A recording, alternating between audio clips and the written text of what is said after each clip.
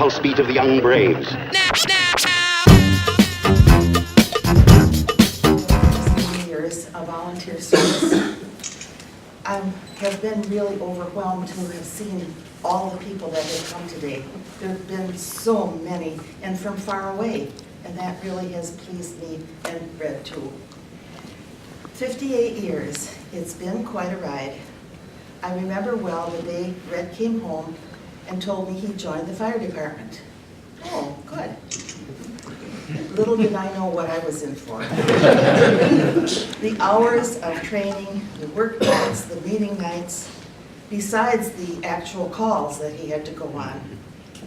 There have been Thanksgivings, Christmases, multiple birthdays, and just general ordinary plans that we made that had to be canceled. I must admit that I haven't always been as committed or as dedicated as Red.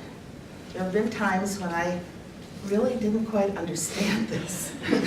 One of the first times when I was up on the hill, that's what the people used to call the hospital, up on the hill.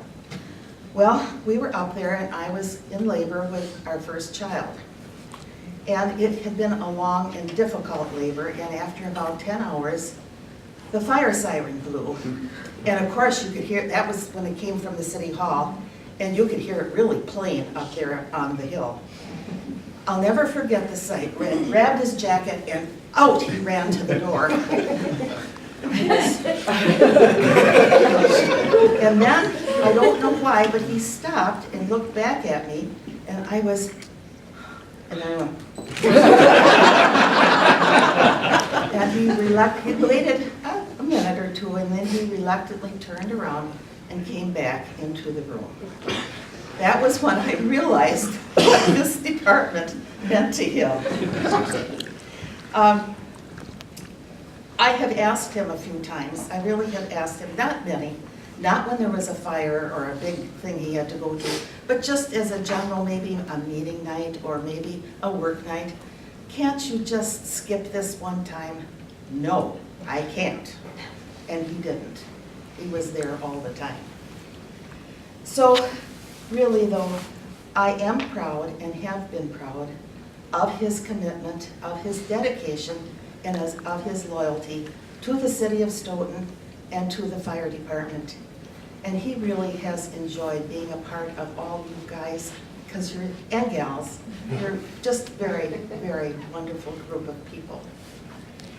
One night, a few years ago, we were just going to go out for dinner, just an ordinary dinner, and his pager went off, so of course he went, and I called the restaurant and canceled the reservation, but I said just on the outside chance that maybe he'd get back a little early. Are you awfully busy, or could we still come out for dinner? No, they said, absolutely, you come out, we'll find you a table.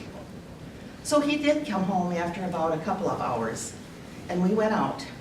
And the two young ladies at the station there was asking him about this, and it must have been something, I don't remember what it was, but the townspeople had heard about. It was either an accident or a fire, I can't remember.